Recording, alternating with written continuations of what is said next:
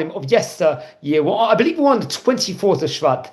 Naturally, Chavta Shvat marks the Hilula of a really famous rabbi. His name was Rabbi Shaul Morteira, Zecher Tzadik Libracha, one of the famous rabbis in the earlier mid parts of the 1600s in of itself. And interesting enough, I believe he was born in Venice in Italy, and he became a prominent figure in, let's say, the cities, communities of the people that were exiled from Portugal. Remember, there was a expulsion of Spanish Jewry from Spain and from Portugal also during the late 1400s, early 1500s. And very interesting enough, we'll explore a few of the highlights of the great rabbi's life. Okay, so he was a student of the famous Italian Rabbi Leon de Modena, another great rabbi we've spoken about before on various occasions. He had a great Talmid Chacham from Venice, and once again also a rabbi whose ancestors migrated to Italy after an expulsion of Jews from France. Rabbi Leon was in of itself, and he was obviously he himself was part of, I will say, let's say, the Sfard that actually came out there. So it's actually interesting. He would learn under many, many great rabbis. Remember, in this specific era of itself in Italy, it was, let's say, a golden age of Torah and Judaism over there. He would learn with another rabbi, Rabbi Eliyahu Montalto, I believe, another famous rabbi of his time. He was a personal physician of Maria di Medici and Louis VIII, if I'm not mistaken, the kings of France, respectively. So he was very much connected to people of very, very great importance. I believe while he was young, he would actually emigrate to Paris when he was 15 years of age, together with Eliyahu Montalto. I believe he would actually go with him and go to, let's just say, to Paris. I think the physician passed away in the year 1616, and he would then move to Amsterdam over there, to Holland, the Netherlands, over there, to that city. And he was about 20 years of age. He would be appointed the rabbi, and let's just say, of the Portuguese community. They call it Bet Yaakov. This was naturally this was a prominent position, and it was a position in Amsterdam, which at that point in time, Amsterdam also had a great Jewish community over there. He married, it was reported over, a poor Jewish orphan whose dowry was provided by a Jewish charity for poor women. This was reported over. Let's say there was a marital pattern. It was typical for rabbis in Amsterdam at that point in time. It's reported over here on Wikipedia, to get married to, let's just say, into rich Sephardi families. Let's say a rabbi was not necessarily getting married into rich Sephardi families. So usually they would get married, the rabbi would, to someone maybe that was less well off. That was reported over that point in time. And that's also interesting enough also. They actually say that he was, it's the Sephardic congregation over there was called the Beth Jacob, to be precise. Beit Yaakov, or call that the house of Jacob. And they elected him as a chacham, as a rabbi over there. I think before him there was Rabbi Moses ben Arroyo, another famous rabbi who was a head pinnacle rabbi in Amsterdam. And he would become the founder of the congregational school over there called the Keter Torah, the crown of Torah, as we say in English. And they would teach the Talmud over there, Jewish philosophy was reported over. He was a senior rabbi when the three Amsterdam congregations merged in 1639, I think, at that point in time.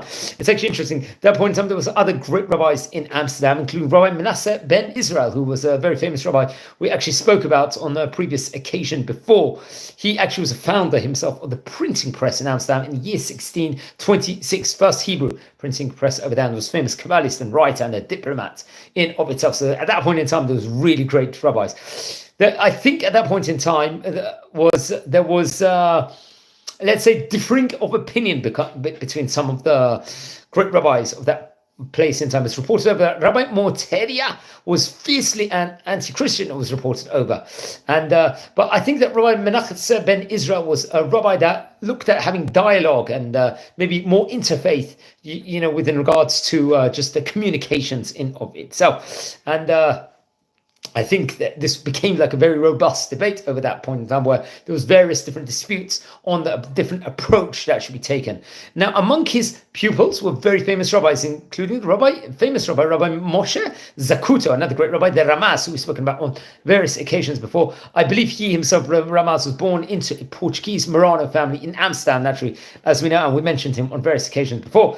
He was a very great expert, I believe, in Latin language. Another one of his Talmidim was Rabbi Avram Kohen Pimental, who was another obviously he would serve as a chacham, his student would, in Hamburg later on, and was initially a signature to a letter of approbation for Shabtai Tzvi, it was reported over. He was also the author of the Minchat Kohen, which is published in 1668. Another one of his Talmidim was Baruch Spinoza, another person we've spoken about on various occasions before in this series. He was concerned, let's just say Rabbi Morteira, was concerned about members of the congregation violating Jewish law and questioning rabbinic authority. So it was quite, he really wanted to preserve, rabbinic Judaism of itself, and put fences on at that same point in time.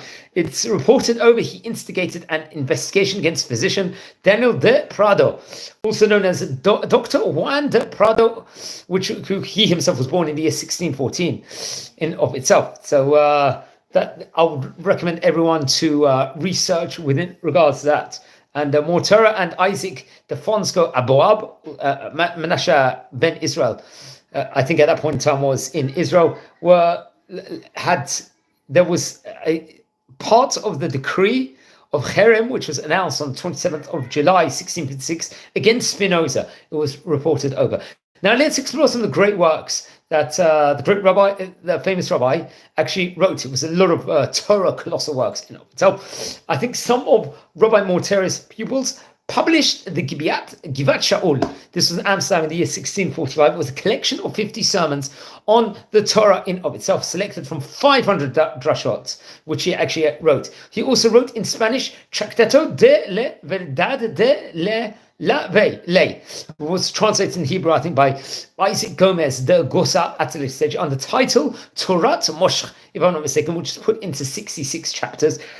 That's another thing. It was let's just say some attacks against Christianity, I think, was featured within regards to it. And there was other great books. There was his polemical sermons in Hebrew against, let's say, the Catholic Church were published. And I think some other published writings, let's say in Portuguese language, against, for example, Calvinism, remained unpublished, if I'm not mistaken. But there was many. He was very, very widely written. He wrote a lot of different Torah works at that point in time. He's very widely referenced among various different people. One of the famous rabbis of Europe during the 1600s, especially from the Netherlands. He passed away on, according to one opinion, I believe it was the 6th of February. It was somewhere I read it was Chaf Tal Shvat. Another place said it was Chaf Hey Shvat. But it was very interesting. And don't forget to light candles in Rabbi's memory. He lived about 64 years of age. He was when he passed away. And please subscribe to the channel. If you happen to be related to any of these rabbis, please send me an email. I would love to hear more. We're a community here. We're learning about the great rabbis yesterday. Please subscribe to the channel also and share the videos if you feel anyone will be interested. So wishing you well and